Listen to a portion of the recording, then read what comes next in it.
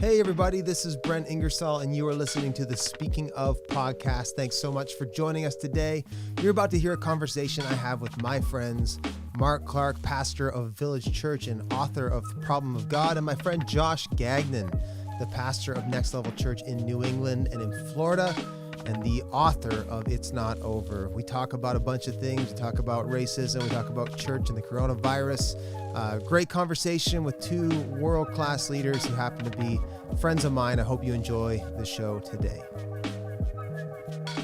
Here I am. We got my friends, Mr. Mark Clark, pastor of the Village Church, author of The Problem of God, and is coming to a bookstore near you. We got The Problem of Jesus. Is that happening? At some point, yeah. January, I think. That's awesome. If we're allowed to go to the bookstore, I'm not really sure. Hey, or you're going to check it out on Amazon, and then on the line. Yeah, and pastor of the Village Church coming to a Canadian town near you, sometime soon. Who knows? Yeah, who knows? So who knows?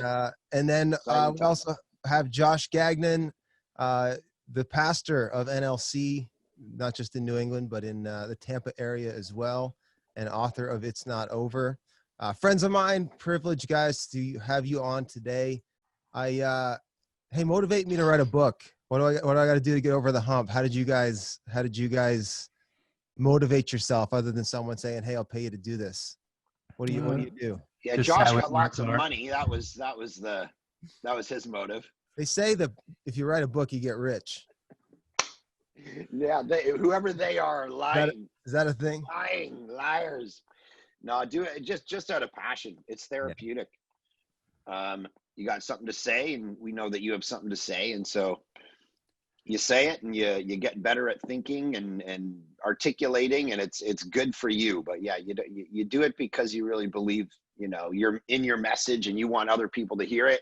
You definitely don't do it for the money, unless you're writing like a Dan Brown Da Vinci Code novel or something. Right. Then you could hit it.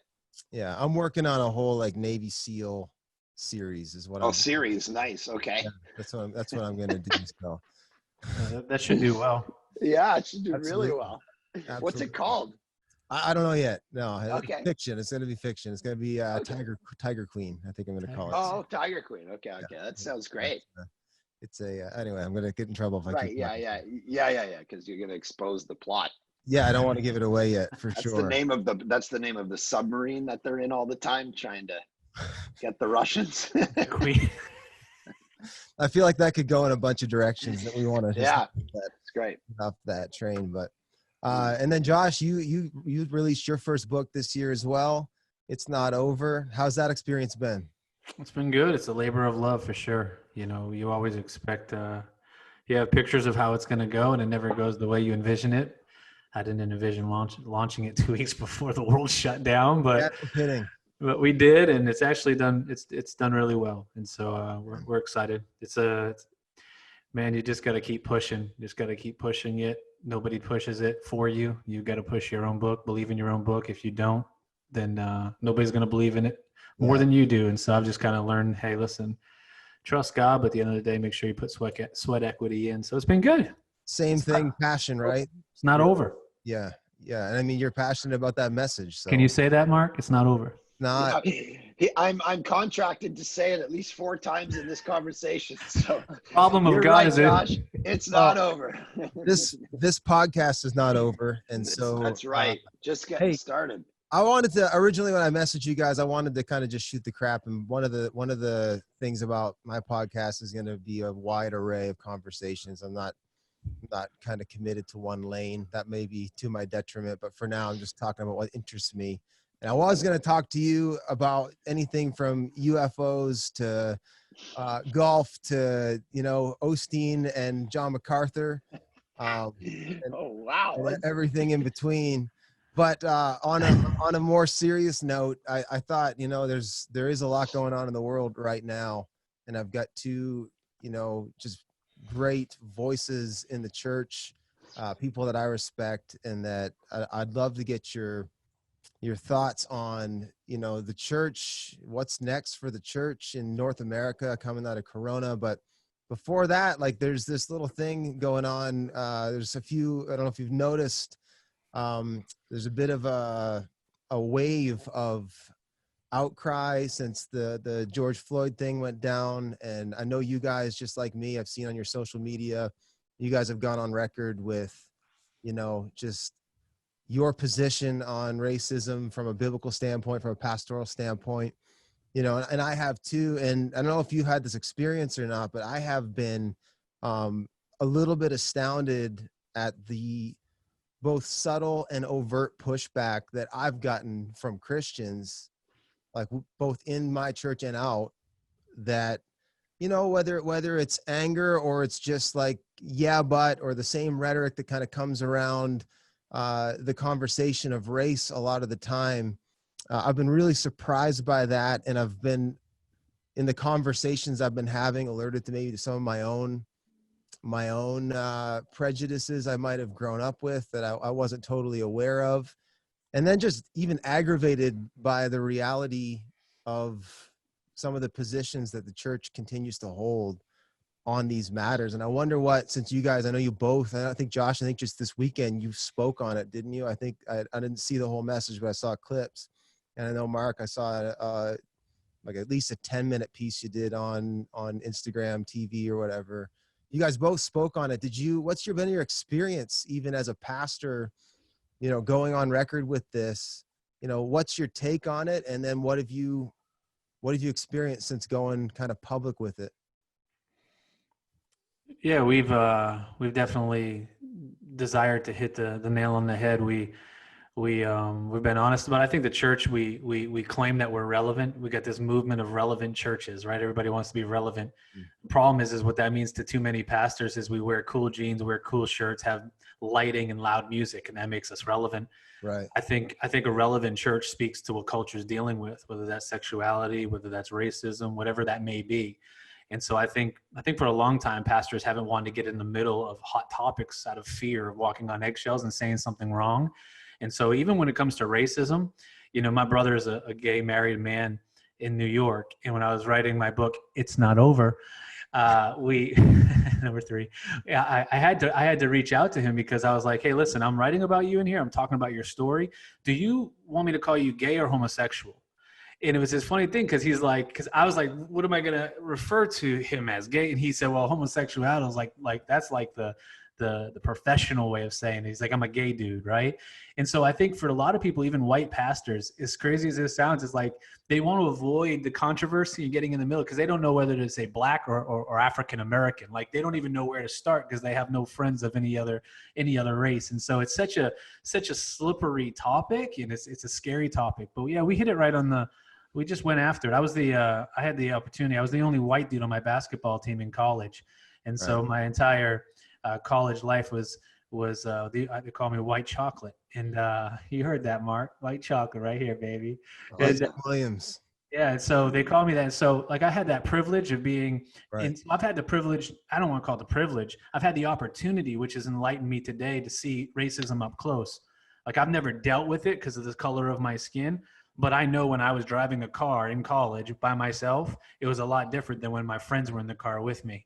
Right. I know that when we went to clubs, I was allowed in. I never went, but I was allowed in when they were still asked to wait in the waiting line to get into the club. And so like I've seen racism, never felt the pain of it because of my skin color, but I've been up close to it. And so for me, I do feel like it's my responsibility to make sure, just like Jesus would, that we're in the middle of the mess and that we're fighting for justice. And we've had a little bit of pushback. I've gotten a lot of people saying like this whole Black Lives Matter. I get them writing me. I got a couple of them today, like all lives matter. Yeah. I'm like, we know that. Like nobody wonders if white lives matter. That's not the argument, And so there's just a lot of ignorance. One of the things I think we got to do better at is, when you go off on vacation, your house, you come back to a house, and I don't know about you guys, but I've come back before and noticed smells that I didn't know existed in my house because I've been in that environment for so long. I think there's a lot of white people, a lot of people that haven't dealt with racism, and they're in an environment where it doesn't exist or it's not an attack on them for so long that they don't even know it exists. Right. And I think the awareness is the biggest thing.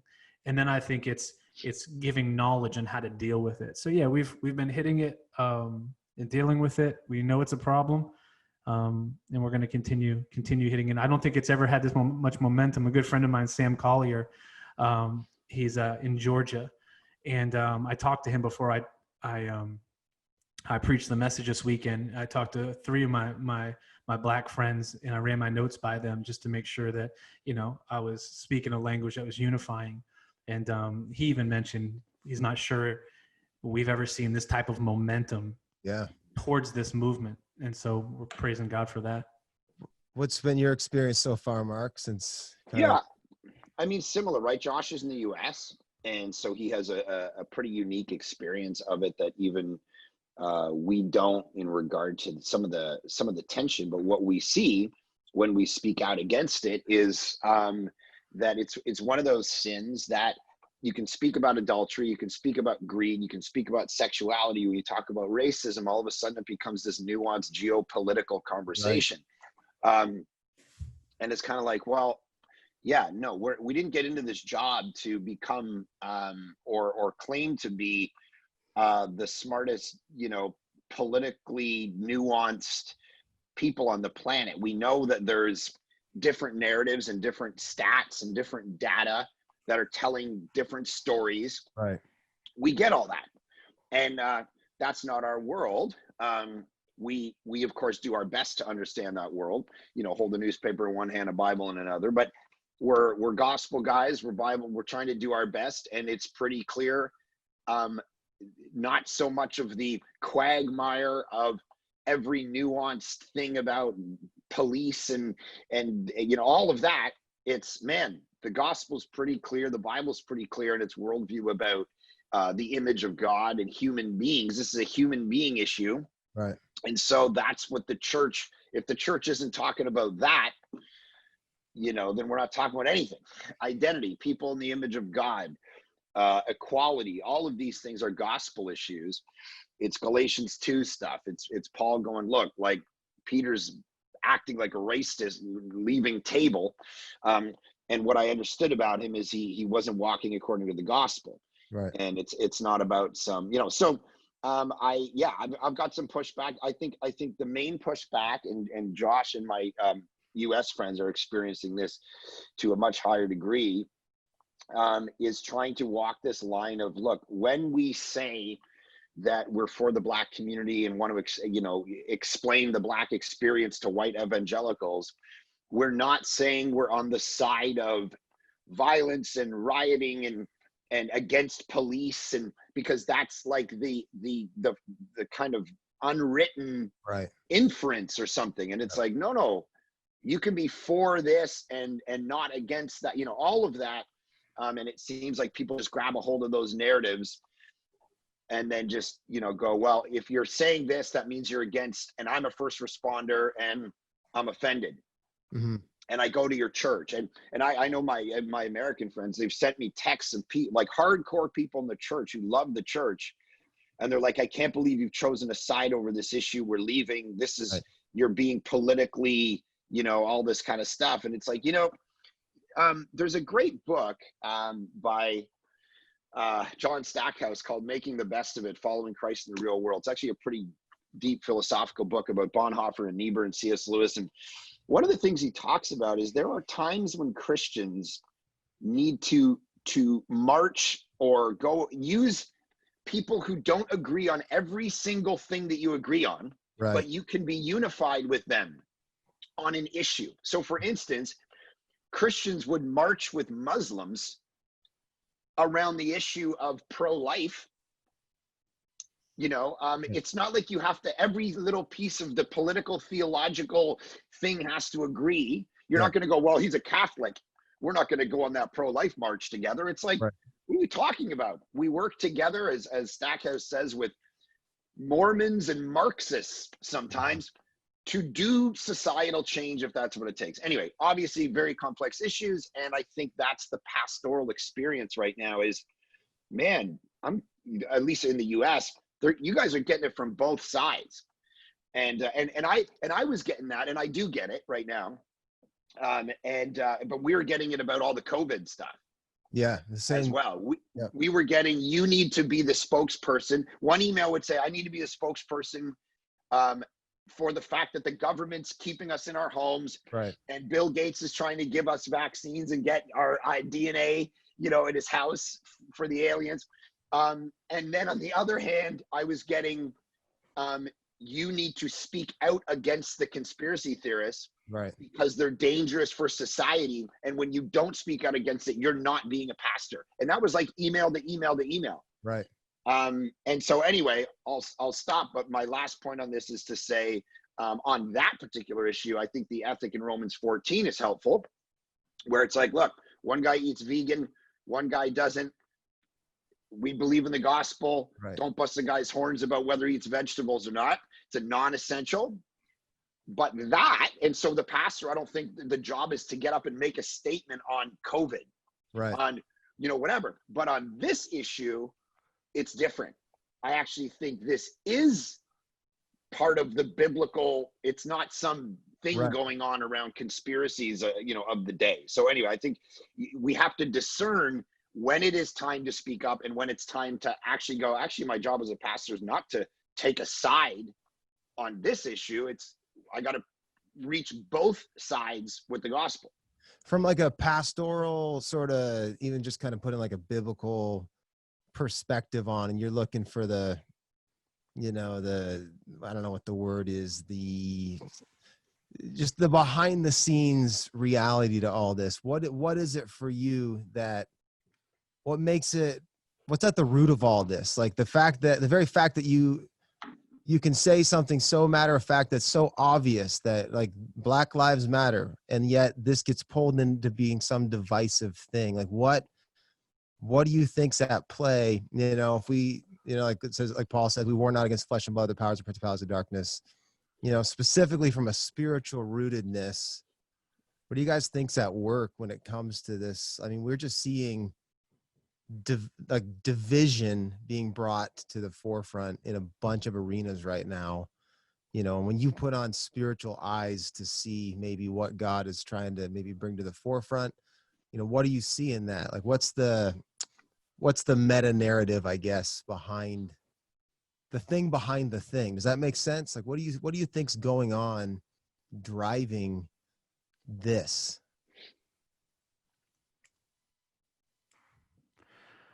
Mark? Yes. Were you not listening to the question? Of course I was listening. I think when Martin Luther King Jr. said the most segregated day of the week is Sunday. And I think there has been a divisive spirit. I think if you can divide the kingdom of God, our spiritual enemy can take ground. And I think if we're divided inside of the church, how much ground can our spiritual enemy take? Right. And the communities look at the church as divided and not united, then I think there's a big problem there. I think at the end of the day, though, there's just this carnal desire and sinfulness of selfishness. We lack compassion. We lack mercy. We don't seek after justice. I think there's just this thing. The reason why you never hear anybody who's Black offended by the idea that Black Lives Matter.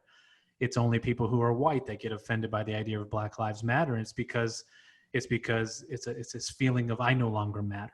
Right. And we're so self-absorbed. We're so stuck in our selfish ways that we can't see the harm done. I was talking to somebody today and I said, the reality is you really have no business to talk about what others are experiencing of a different skin color if you've never spent a day in that skin color. You have no right to speak on it. Yet we have so many people who have never spent a day in a different skin color talking about how racism is a thing of the past, how this is just being blown up. And so for me, I think there's just this desire to want to build up ourselves, to want to be included, we lack empathy, we lack compassion. And I think that's an inward thing. I think people that have a great desire for compassion, justice, and mercy, they're going to clearly see the problem in our culture, and they're going to gravitate towards wanting to be the hands and feet of Jesus. And I think we lack that. I think we lack it in our homes. I think we lack it as parents. I think we lack it as friends. I don't think the selfish ambitions of that come out in moments of racism are just one-sided to racism. I think that same judgment, that same hatefulness, that same arrogance, that same ignorance, I think is lived out in marriages daily, lived out in parenting daily, lived out in friendships daily. The reality is we just care most about what affects us most, and what doesn't affect us most, if it's another skin color or whatever it may be, we just care a little bit less about it. Yeah. Do you see this as I know this might strike our Reformed friend here in the fields, but do you see this as like for the church, as it relates to the church, this seems like a gospel problem. Like it seems like the fact that we keep getting tied up in what you just were speaking to, Josh, like self-preservation, like the fact that, it's ironic that the racial conversation is rooted in slavery, and it's slavery to fear that's keeping the white church from even being able to a lot of people in the white church to just sort of step forward and say, yeah, this is a problem. We're going to stand with these people and our brothers and sisters until they're heard, and until we kind of bring down some of maybe the things that are working against them. It seems to me like the gospel is supposed to set us free from fear. Like I shouldn't be afraid to say Black Lives Matter. I already know my life matters. Like it matters in the gospel. Like, and we shouldn't be self-preserving, and does this strike you as a doctrinal issue, Mark? Like when you think about racism? Well, it is a doctrinal issue, certainly, because we know that every human being is made in the image of God. That's our philosophy. That's our theology, comes right from the Bible. We're not, naturalistic evolutionary thinkers. And if we were, then race doesn't matter. And there are races that are stronger than others, as Darwin talked about. And all of life is a race to basically beat out the other weaker races. Right. But that's not the worldview that we're informed by. So it's a doctrinal issue in the sense of the biblical story is, of course, every color, every person matters because we're made in the image of God. But there are moments where like I saw this great meme where it was like, you've probably seen it, with the house on fire. And then there's another house, and this house is fine, and this one's on fire, and the guy's got the hose on this one. And it's like, all houses matter, and it's like, let's ignore the fire. And I think what that conversation's about is there's a people group, certainly in the United States, as a unique experience, that is on fire in the sense of they're feeling it right now. Mm-hmm. And if you go back to set aside all the philosophizing and everything that came after, and go back, as I was talking to my buddy Ricky Jenkins about this the other day as a pastor in Palm Springs, go back to the chronology of it. If you jump to, but there's all these riots and da-da-da-da, it's like you're doing the chronology wrong. Go back to the question of watching that 9-minute video. Mm-hmm. It's a human issue. It's a human problem in the sense of there was a murder in the middle of the street. Yeah. And as T.D. Jakes said, look, we're not asking to be not arrested. We know there's a lot of black crime. We're not asking to be never thrown in jail. We know that blacks are, all this stuff. It's don't try us and execute us on the sidewalk. Give us our due justice, put us into the justice system, and let's, whatever. So I think that's partly behind it. And then I think, to be honest, there's people that they go and they research all the information, and there's all these narratives about what the actual problem is, and they share all these stats, right? White people are killed more, all these things. And I think that in behind some of these things is, when I've talked to a couple of these people, what I've noticed is this desire to say, I actually so yes, there's sin, there's self-preservation, there's all that stuff. But one or two of them that I've talked to, it's like almost this desire to help. Like if you listen to the Larry Elders or the Candace Owens of the world or whatever that are on the other side of this debate, they're coming at it from the problem with, if we just put a black square up in our social media and move on with our life as a white person, we actually haven't helped because that's not actually going to solve the problem. Right. And so their narrative is actually the actual issues behind the issues are this list, and we got to start working on this list, not just saying, okay, there's racism in America, let's move on. But their list looks very political, though, isn't that? Like, I think that's part of the problem. Yeah. I mean, I've had people send me Candace Owen clips and Larry Elder and all the stats, and like, as long as this conversation gets taken into a political arena, it's going to undermine not just the human part of the conversation, but more than that, for us Christians, the gospel part of the conversation. And it just seems like it's just that I think the devil's quite content for us being divided, whether it's because our skin color is different, or because they have a different opinion on coronavirus, or because you're a Democrat and I'm a Republican. Like, I think the problem's deeper than that. And the moment that you start using maybe even good data to fix the wrong problem, it's just perpetuating dysfunction. And I think that's what you're seeing. Like, I think it's possible maybe to have the right information, but to implement it in a harmful way, I guess. I don't know if that makes sense. Like, I've seen some people that I usually agree with that I've felt very much in the last week or two that I'm like, you're wrong. Like, I usually agree with your opinion and I don't even argue the data, but what you're doing with it right now is wrong. Because you're using it to construct something else that's not actually a solution to the problem. Josh, I mean, you're right in the heart of it though. In the US, it is, I think it's incorrect for Mark and I to sit here and say that it's not an issue in Canada. I mean, I have Black friends that very much feel the weight of how this is all tracking. But at the same time, it's not rooted into, like, I know people are having a hard time with the word systemic, but it's not part of maybe the Canadian infrastructure as far back as it is in the US. I mean, how is this? I mean, you have to wear the pastor hat and walk that razor's edge between red and blue all the time. Like what's your approach in all that? Yeah, I think this week we talked about, we talk a lot about the problem, but what are we going to do to become part of the solution? Anybody who argues that there's a problem on racism, I don't know how to help them because they're just simply ignorant and need to probably be slapped a little bit. Like on some level, there's just some arguments that just, how can you argue that there is not racism and that the Black community doesn't suffer against it? I mean, there's, all you have to say is white guy walking down the street, Black guy walking down the street. There was just a robbery. Who gets more attention? Right. Anybody in their heart that could even think to say equal would just be lying to themselves. So I think it's pointing out the fact that this isn't really up for debate. This isn't really like how many people die versus this many. Like, are you joking? Like, come on, man. At the end of the day, it's a problem. And so now I've said, okay, what are we going to do for the solution? And so we're just pointing people, to having conversations. This week I talked about, obviously, love at the end of the day, recognizing that love is not colorblind.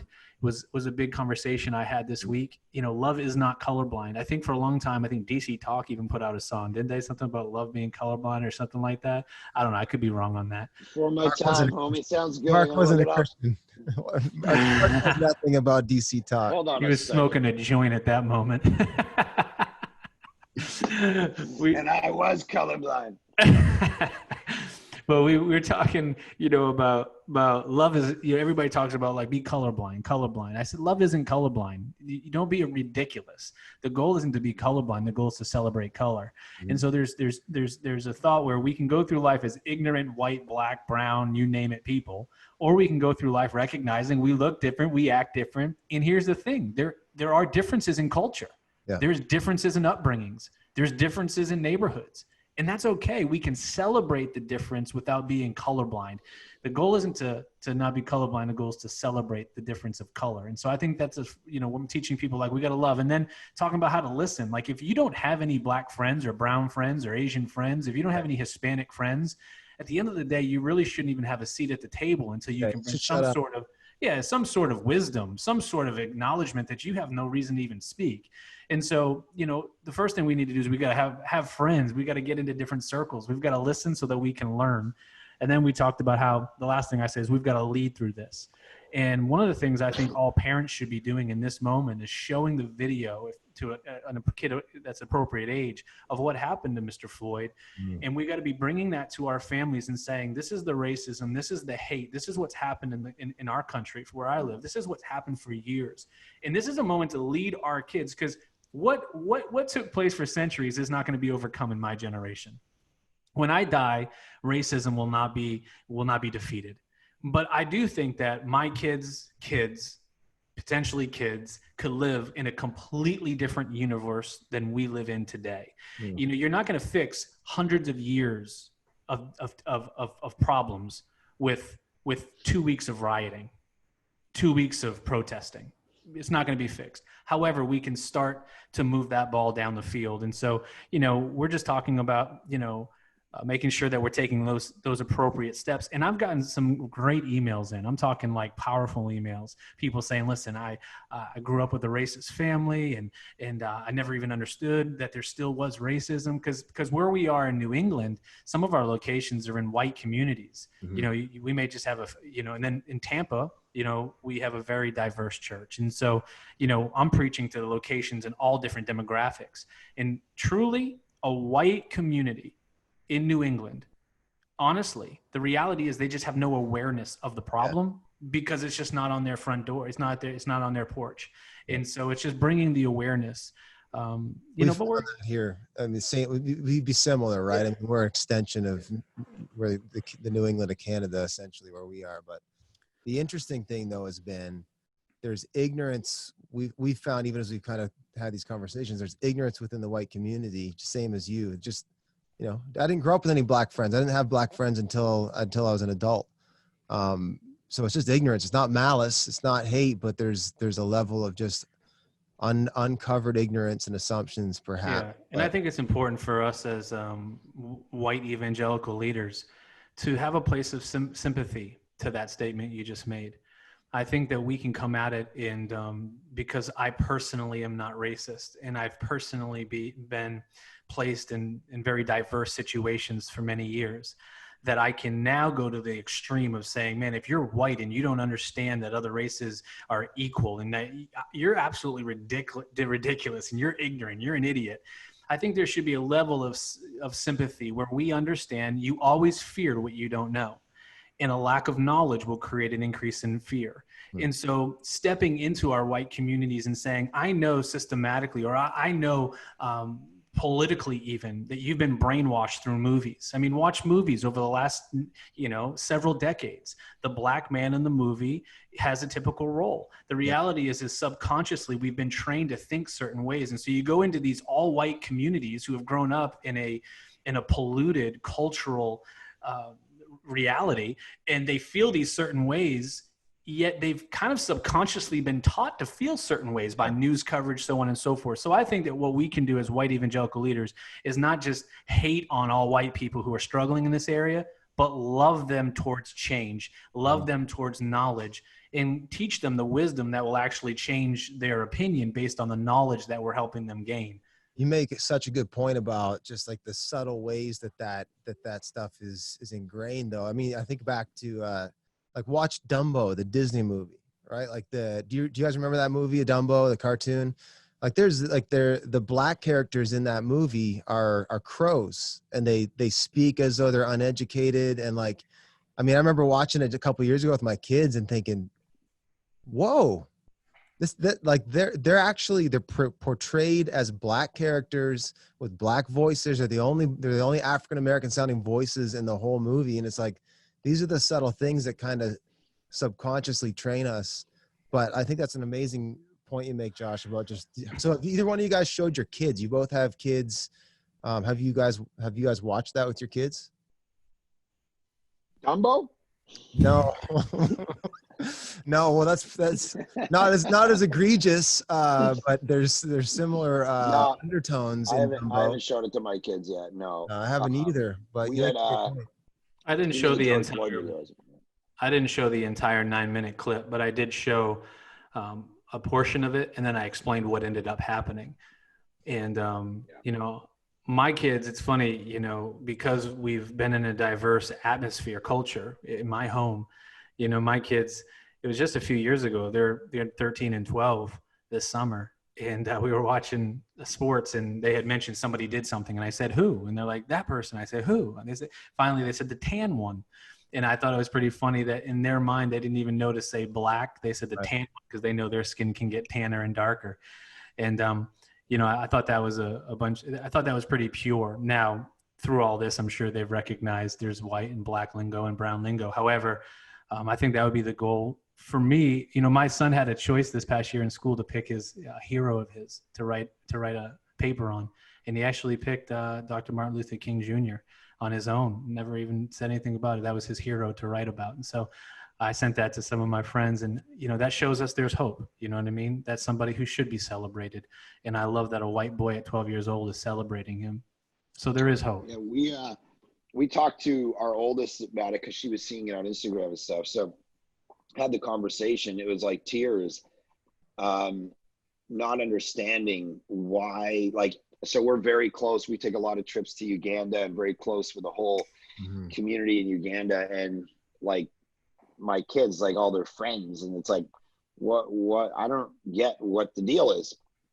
Like literally crying and confused. And it was interesting to see that. And just kind of talking through, okay, this is how people act. This is why. And it's like, I don't understand any of this. Yeah, so it was very, you realize that, you know, this stuff, you know, it is taught. Yeah. Yeah, it's just fascinating. You see that great little, the little video where the black and white kids that are like 2 years old, they're all running toward each other. And like, man, it's, but yeah, I agree. It's very interesting to have the influence of parents, subtlety of friends with comments, jokes, stereotypes. They get infiltrated in our brains over time, and it's very hard to shake those. So we obviously got to do a good job with this generation. So yeah, and I like what you said, Josh. In fact, I'm maybe a little more optimistic even. Like I feel like there seems to be exponential increase in the volume of this conversation. How just like I don't think we've ever seen a global movement quite as fast as these last 2 weeks. And the other interesting thing is just how many high profile white preachers seem to be going on record for this. So there does seem to be some change in the air. I think you're right. It's going to take time to root out of deep ingrained, you know, generations of people who hold those racial. Yeah, I think we have to we have to unlearn the stereotypes Mark was just talking about. I have stereotypes. If we're just keeping it 100, we all do. And it's unlearning those. And so I think it's going to take a couple generations for those not to be, for the stereotypes to be washed out and cleaned out of the clothing we've been wearing. And so, you know, we'll see how long, but I definitely agree. We've never seen anything like this. And I don't know about you guys, but like, I mean, it's made me, I think relationships such a huge, like, you know, Josh, you're saying how you're on a basketball team, you're the white guy. So it changes your perspective when you have people you care about who are going through that. You can understand through them. You know, such an opportunity for the church to, even churches that are in predominantly white communities, to try to seek to be as diverse and multicultural as possible. I mean, that's the Revelation 7 vision, every tribe, tongue, people, and nation surrounding the Lamb. You know, I think there's such an opportunity for the church to just seek to be different, tan people, dark people, pale people, you know, all of it. I think it's that we have an opportunity, I think, as the church, all that to say. Yeah. And I think just like, I have this picture up in my fridge, and so my brother-in-law is brown and my sister-in-law is Asian. And there was this, so we had a relationship with friends for months, and we were chatting about our families there. So one day the guy walked up to the fridge and the picture is on there of the whole family. And he goes, "Who are these people?" I said, "Oh, it's my brother-in-law. That's my sister-in-law." And he goes, "Oh, I didn't know." And I'm like, didn't know what. And then he stopped himself and he's Wow. like, I didn't know that one of them was Asian and one of them is brown. I'm like, What's what to do you know? mean? And he's like, it's like he was thinking that at some point in our conversations over the series of months, I would point out this fact. Hey, just so you Like, know, hey, just um, we know who we're talking about we're here. getting close, so I need to let you Yeah, know something I about need to let you know something. Anyway, it's very interesting, and yeah. So wow, the gospel's the solution. I agree with you, brother. 100%. Hey, Yeah. I want to honor your guys' time. I appreciate you being on, but I want to get your 2 cents before you go. I mean, we are 3 months into the Corona crisis. You know, both of you guys, like myself, leading churches, large churches. You guys, in your guys' case, very large churches. You know, you had plans put on hold, and you had probably some plans completely eviscerated with maybe the last 3 months. You know, what are you taking forward? What do you think is your kind of reimagining this next leg of the journey, and maybe what God's doing and how he's making you think differently about church, your church? Where are you headed? What conversations and kind of creative things are you looking at, you know, for this next, I don't know about you, but it's sort of reset how I'm looking at things for the long haul in maybe some healthy but difficult ways. And I'm interested to hear from you guys on, you know, how are you coming through the other side as a leader, and where are you taking Village Church or NLC? So yeah, I mean, we've been having the conversation about what online was going to look like for about a year before this, and had planned to do it in September, and this kind of up the timeline. And I just think for us specifically, I know there's a lot of people who are dreaming global dreams and, global takeover and all that. I'll leave that to Josh and you. I really am feeling right now the Holy Spirit saying, have a national vision, have a Canadian vision. Mark, speak to Canada. And so we just hired a guy who's going to plant a church in Winnipeg, and we hired a church planting regional director in Toronto. We're going to try to go after those cities, and then over the next 5 years, talk about what are those major cities across Canada that we can hit coast to coast and plant churches. And so we're just starting to draw that up, and even our online content is very Canadian focused. In my sermons, I'm addressing the Canadian, and we have people, we even shifted. We have a 7:00 service time in order to hit the East Coast, Right. Versus forcing people in the East to, sign on at 2 or 3 o'clock in the afternoon. And so we're seeing kind of those dots across the country, and those kind of swells of people who are attending or starting to give. We actually have community groups that are starting to gather in those areas. And so we're kind of looking at like that and just saying, let's see where this goes. But yeah, as that relates to physical locations, and man, that is like, we have no idea what that's going to look like in the next year. Like, when are we as a church going to be able to gather again in physical locations? I have no idea. Yeah. What are they Could saying be a in year BC? from now. What are they saying, like in BC, where your locations are? Like, are they Well, green? they're saying you could gather in 50 people or something. And so, for a small church, that's great. 200 people, do a few gatherings. We rent schools and we rent movie theaters. So whether the schools are going to even let us back into the classrooms, what's the point? We can't do 80 services of, or 100 a week or whatever. We're not going to do that. It's not worth the time for the bad experience or the money to kick back up rentals. And so right now we're staying online, and we're seeing, lots more people than would be able to gather in a physical location online. We had 40 new givers 2 weeks ago. Yep. 100 new people signed up for community groups. We're actually hitting budget, which is all by the grace of God. We're actually above budget, the original budget before the COVID stuff. That includes all the rent and everything that we haven't had to spend. And so we're able to actually do some hires around the reality of, okay, if literally 100% of our church is online now, we probably need 3 or 4 different kinds of staff members that we wouldn't have hired 6 months ago to really emphasize what the online experience is like, how it gets out there from a a marketing perspective and framing and content and all of that. So we're starting to really, that's how it, anyway, to answer your question, that's how it started to change a bit of our staffing and communication and all that kind of stuff. So yeah, we'd be similar on the obviously the opposite end of the country, but same thing.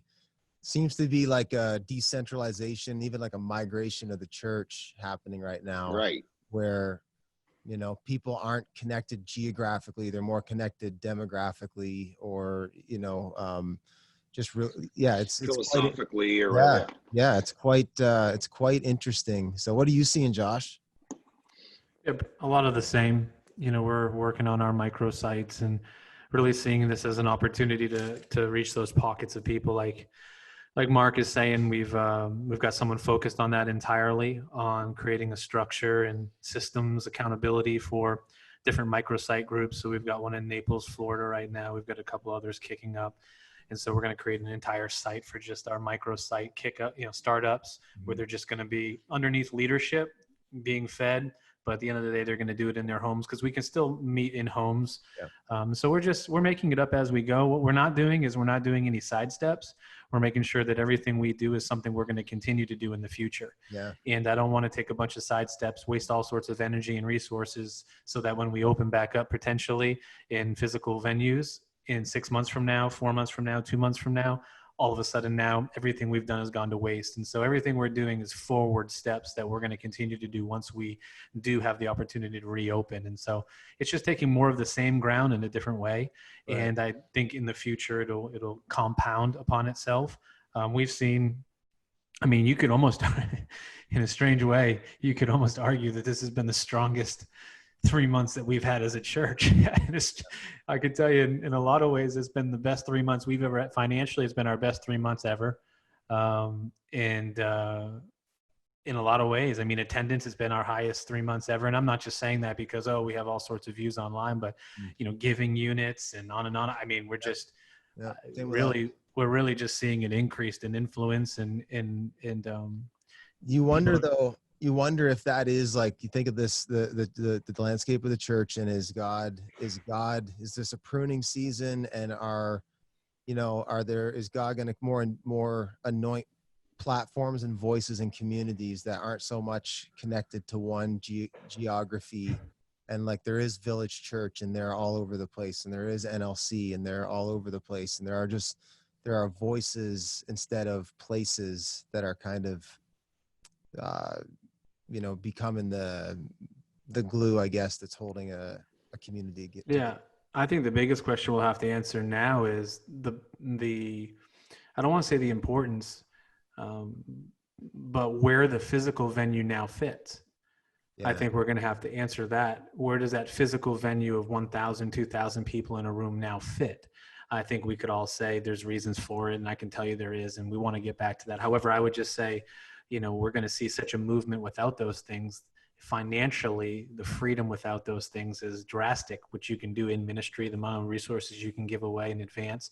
So I think the question now will be, how do we add back in the physical locations by continuing to take the same ground we've been taking? Because a lot of our resources and attention goes towards taking care of those rentals or those facilities. And so I don't think it's one or the other. However, I think it's both and, but I do think we're going to have to ask ourselves, okay, what pace do we add back in those physical locations? I would also say starting locations may look a little bit different for us. We may actually not have a physical location for a lot longer than we would have in the past, trusting in this organic movement before being locked into a facility. So there's going to be a lot of different changes. Yeah, we've got a guy on the ground in Prince Edward Island. It's on the like the far east coast, and we were supposed to launch officially, like the old school launch in September, but it's not going to happen. But at the same time, we were both kind of geeking out on the potential strength of, I said to him this morning, like, hey, go, like start building more and more community. Like there's you're having just as many services as the rest of us. So there's nothing stopping you from growing the church in Charlottetown. So it's pretty interesting days for sure. All right. Last question. if you wanted somebody to disciple your unsaved grandmother, and you had to pick between a Bible a Bible thumping reformed preacher, or a hyper grace guy who's just gonna love, which way are you going? Mark Clark. For anybody listening, this goes back to an epic argument that was started in an SUV ride with the three of us, and Is that where it started? That's where it started. We were driving. Yeah. Someone was driving. Maybe it was me, or someone was driving poorly. And I gotta still go with the Bible guy. I'll tell you why. Because I think my grandma needs to be discipled in the scriptures, mm-hmm. and the scriptures are going to be the long-standing thing that's going to define her life, not a particular leader and their tone and the way they treated them and modeled Christianity for them in their life. It's like, yes, of course I want that. In the best of both worlds, you'd have a great Bible person and a grace person and a yada, yada, yada. But my hope is that her love is for the word and the word behind the word, no matter what leader mentors her or models something for her. I think we have done a disservice, in a sense, to the platform of leaders, where people identify. We've created these leaders that they can do experiences for everybody. People get addicted to them and vicariously live out their faith through them. And we need to not point people to so much a leader. I don't have any problem with, of course, a leader is going to define everything. You don't have civil rights without Martin Luther King Jr. You don't have, the abolition of slavery without Wilberforce. I get that, and I'm for that. I'm just saying it can't be the thing that defines a person's faith.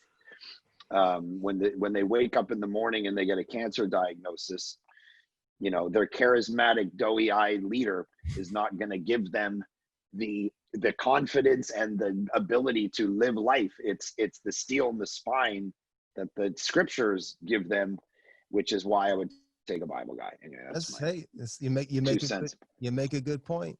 You make a good point. But yeah, I would agree with everything you said. It would just need to be a Bible guy that has a little bit of compassion and love, because I've seen a lot of Bible guys contradict the Bible by the way they live, and that pushes plenty of people away because they view God like the Bible guy. Yeah. So I think, I think Tim Keller would be a good person to sit with my grandma. Wouldn't he? Hey, you saw he's got cancer, eh? So you saw that? Yeah. Yeah, I'm praying for him. Yeah, me too. Yeah. Appreciate it. What do you got? Oh, I was just gonna say, I don't know if you guys are reading Dale Ortland's book, Gentle and Lonely. No, I've just been reading It's Not Over. Right, yes, that's for. So second to It's Not Over, the best book I've read recently is this Gentle and Lowly. Yes, Problem of God. But the third book, and it's great. He makes this point about, Matthew 11, I am gentle and lowly in heart. And he says, Spurgeon pointed out to his grandfather years ago that that out of all four gospels, 89 chapters of scripture, the only time we're ever told about the heart of Jesus is this one passage. And what Jesus reveals about himself is that he's gentle and lowly. This is to go to your point, Josh, about having someone who's actually loving and compassionate in their life and not a total jerk, but they've got straight theology. And he makes the point that, and I shared with our church this week, I said, when I planted a church 10 years ago, I was the fired up, Jesus is he's not no gentle, meek nonsense. Yeah. He's a leader, bro. He's going to bust your life up. I don't need no, Canadian niceties, soft Jesus, whatever. Mm-hmm. And then I said, that was when I was 30.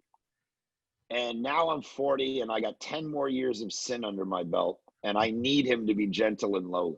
Man. And I think that's part of what you're talking about. Yeah.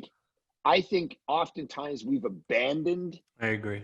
Theological acumen for the sake of a soft, loving, compassionate leader. That's my fear. Mm-hmm. And we've taken someone who can talk nice and be nice and model something nice with no theology. And that, anyway, that's my fear. Yeah, I think I was talking to a staff member, last week, talking about how grace and truth, and we know this, but grace and truth go hand in hand. You know, you don't need grace outside of the truth, right? And you don't need truth aside from grace. The reality is they both go hand in hand, and you can't have one living on without the other. And so I think that's an interesting balance to live with, and especially within our culture, because I think for so long the church has been seen as for what it stands against, right? So all the truth and all the things we stand against in that truth. And so now what we've done for so many years is we're trying to correct now the reality that grace isn't black and white, grace is gray. And so it's trying to sit in that place where we can now say, listen, your life is a mess and God wants to redeem you, and you need to, repent and turn that other. Yet God is a God of love and grace. And some people are like, well, if God's like that, what's the problem with sin, right? And so there's this, we're living in a world where we're trying to correct so many years of the church standing for what it's against, just being like truth, beating people up. And so then you've got people going the other direction, right? Grace, because the reality is they don't have the ability to communicate the gospel with truth and grace as one.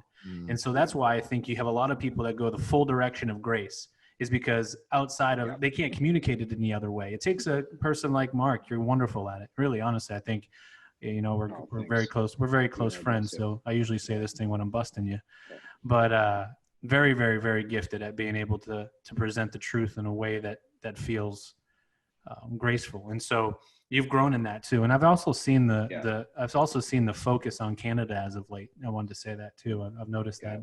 So Canada needs this guy's voice. Oh, you're not kidding. Well, needs all you guys too. So yeah, appreciate you guys. My last name is Gagnon. Gagnon. Ouais, c'est ça. Come on. Maybe I'm coming to Canada. Actually, I'm going to take over the village. That's good. Because I think after COVID's over, I think I'm becoming an insurance salesman. There you go. That's it. Hey, may we be both full of grace and truth like Jesus. Yes. Oh man, 100%. And this interview's over. This interview. There it is. That's funny. There it is. Actually, legit. If you're still listening, go pick up one of those books. Did you guys have the same designer? No, I don't think so. I don't know who my designer was. The font, it says it right on it. Maybe, hold on. Maybe it is. The font on your name is similar. You're Darren Welch, and I'm Tim. Darren Welchy. That's actually the first time I've ever looked at who designed this cover. That's funny. It's a good cover. Guys, it's not over, man.